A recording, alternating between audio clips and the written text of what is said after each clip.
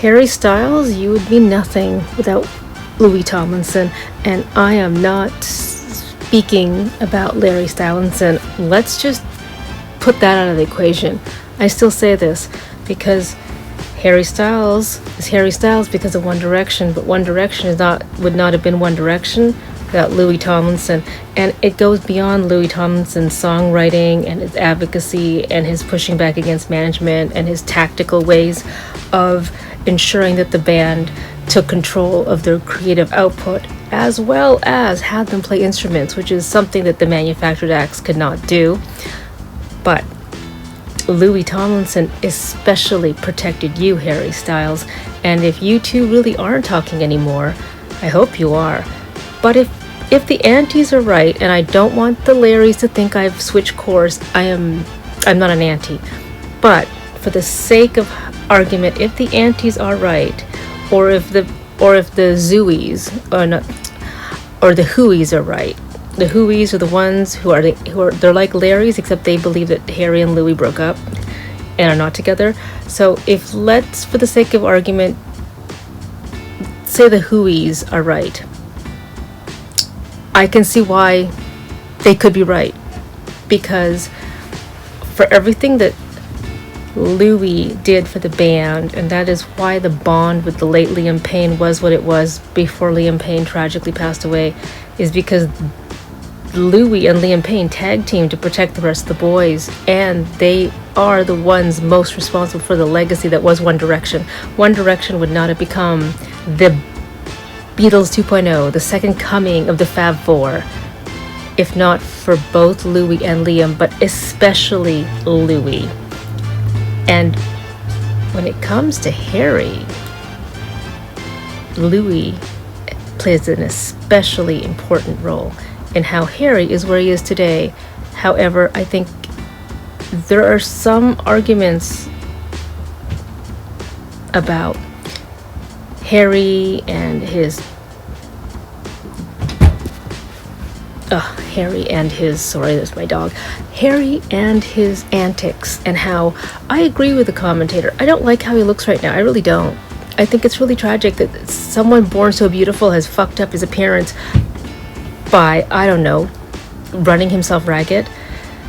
Honestly, are you still enslaved by a music contract, even though there's a bit more like freedom for some things, Harry? I also think that I don't really like his style. I don't like how he dresses. I'm getting really tired of the channeling for Freddie Mercury, like, please find your own style.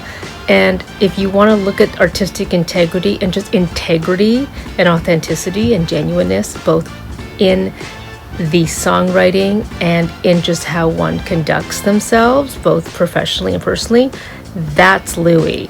And my money is on Louis to go down as, and I think he is this now. He is the voice of the generation, just the way that Bob Dylan was. It's just there's just too many people who don't know it yet, but they will, because I'll tell you one thing, Louis got the one. He's the one with the loyal fans.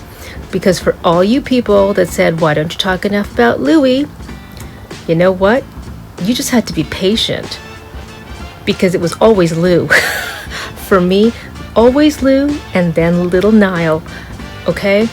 So I had to get all the Harry stuff out, because I think that was important. Because I'm now talking about how there was a protective bond between Louis, who shielded Harry from the industry pressures, and Harry is, you know what, the reason why that look worked for Freddie Mercury and it doesn't work for Harry is not because one's imitating the other. It's because when Freddie Mercury put on those outfits and like splashed around stage, it was truly Freddie. With Harry, something's incongruent about it, and that's why I don't like looking at him. I like the songs, but I don't know if I'd go to a concert with him. I don't know. I think if anything, I would go to just distract myself from all the stuff Trump is doing. But there's something that's not congruent, and that's why I prefer to go into retrospect and watch the younger Harry, because there was something congruent about how he presented himself then. It's not about a different stylist. It's just, what the fuck are you doing, Harry? I mean, this Freddie Mercury act's getting really old, and it really doesn't feel like you. So if Louis not talking to you, it's because for all he did for you, you're basically allowing yourself to go through some humiliation ritual that they do in the entertainment industry, where they make men kind of like dress up as women and debase themselves. But Louis' sacrifice was not for nothing, but you owe him. All right. So there was a special connection that was under scrutiny, as we've all talked about, that gave rise to the Larry Stylinson phenomenon, because among many dynamics within One Direction, it was the relationship between Louis Tomlinson and Harry Styles that stood out for its particular closeness and for the unprecedented scrutiny it faced. So if there was no romance, the Larry Stylinson could have just been, and I still think there was a romance, but for the sake of argument, say there was no romance, it's because he was protecting him so much. Because Louis always protected his younger siblings. He protected his mom when he was a kid, just emotionally at least. So he was naturally, prepared by life to be the protector. And Harry, being the youngest and especially naive and being so lucky to come from such a loving, sheltering family, needed that protection the most. And then Niall after that. Industry insiders have gradually revealed how this friendship became a focal point of management concern, and how Tomlinson's protective instincts towards Styles intensified as outside pressures mounted. There was something special about Louis and Harry's connection from the beginning, notes a former PR coordinator who worked with the band during their first 2 album cycles. They had this immediate chemistry, finishing each other's sentences, inside jokes, this natural gravitation toward each other. But what started as something the label initially promoted quickly became something they wanted to control. And when One Direction first gained popularity, the camaraderie between all 5 members were central to their appeal. The playful banter and obvious affection between Tomlinson and Styles, dubbed Harry Stylinson by fans. Actually, it wasn't by fans, it was those two themselves came up with Larry Stylinson, and the fans adopted it. Initially, it received tacit approval from management as it drove fan engagement. In those early interviews, Louis and Harry were often seated next to each other, remembers a television producer who worked on several of the band's 2011 appearances. Their interactions were gold, authentic, funny, engaging. The label actually encouraged it at first. However, as fan theories about the nature of the relationship intensified online, management's approach shifted dramatically. Multiple sources confirmed that by late 2011, a strategy was implemented to create distance between Tomlinson and Styles in public settings. Suddenly, there were explicit instructions about keeping them separated during interviews, reveals a former member of their publicity team. No more sitting together, careful monitoring of their interactions on stage, strategic editing of video content. It became this bizarre situation where this genuine friendship was treated as something to manage and minimize. And, Louis was Harry's buffer, because as the band and their fame escalated, it was Harry Styles, the youngest member, and reportedly struggled the most with the increasing restrictions and public scrutiny. And remember, as a teenager, Harry had to get a restraining order against the British press and the paparazzi because they wouldn't stop leaving him alone. They wouldn't leave him alone. And it was during this period that Tomlinson's protective nature became the most evident. Louis was incredibly attuned to Harry's well-being, shares a sound engineer who worked closely with the band from 2012 to 2014.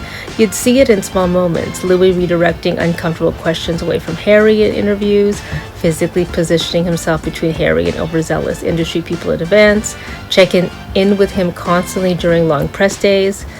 It was this protective dynamic extended to management interactions as well. Multiple sources describe situations where Tomlinson would deliberately draw management's attention and often ire to shield Styles from pressure. So he took the blows for Harry. Think about that. He took the blows for Harry. And Harry, you're smart. You probably know it. And you owe a debt of gratitude at the very least to Louis. And the way you're behaving these days, kind of a slap in the face, don't you think? There was this meeting about image management around 2013 where executives were particularly focused on Harry's public persona, recounts a former assistant to one of the band's executives. Louis essentially hijacked the entire conversation, challenging every point, asking detailed questions about contractual obligations. It was only later I realized he'd done it deliberately to take the heat off Harry, who was visibly uncomfortable with the scrutiny. Then there was the enforced distance. By 2013, the industry insiders reported that the management strategy around Tomlinson and Styles had evolved into an active campaign to create public distance between them. This reportedly included separate transportation to events, coordinated outings solo that would generate press coverage, strategic seating arrangements at all public appearances, carefully orchestrated candid paparazzi moments with other people, explicit media training on how to deflect questions about their friendship. It became this strange open secret within the team, says a wardrobe coordinator who worked with the band during this period. Everyone knew not to seat Harry and Louis together, not to book them for joint interviews when possible. There were actual meetings about this, grown adults strategizing how to keep two friends from appearing too close in public. It was surreal. Because remember, Harry's the moneymaker, gotta protect the moneymaker. Despite these efforts, sources close to the band found that Tomlinson found supportive ways to maintain his supportive presence in Styles' life. Louis developed this remarkable ability to appear to be following the rules while still being there for Harry, notes a tour manager from their 2013 world tour. He'd create these little moments of connection that wouldn't make it to social media, checking in backstage, small gestures during performances that were meaningful to them but wouldn't draw attention, using humor to lighten tense situations when Harry was feeling pressure. So without Louis, Harry has no buffer to pressure. Maybe that's why he's looking so depressed and just gloomy, and why I keep saying I kind of miss the old Harry, but the old Harry is not the old Harry without Louis. But perhaps the most significantly, multiple sources confirmed that Tomlinson directly challenged management about their handling of fan theories regarding his relationship with Styles.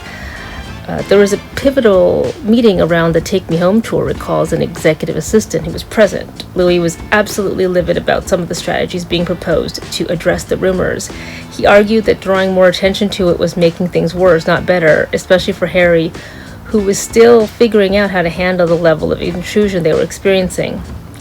Another source, a social media strategist who worked with the band in 2013, confirms Louis was adamant that they were handling it all wrong. He kept saying, "You're making it weird, not the fans." He was especially protective of how all of this was affecting Harry, who tended to internalize criticism more, which means without Louis, Harry, he broods, and he like over-personalizes, and he like really takes it to heart, which is why the hero of One Direction was Louis, especially for Harry. And then this pushback reportedly led to tension between Tomlinson and key management figures, with one former team member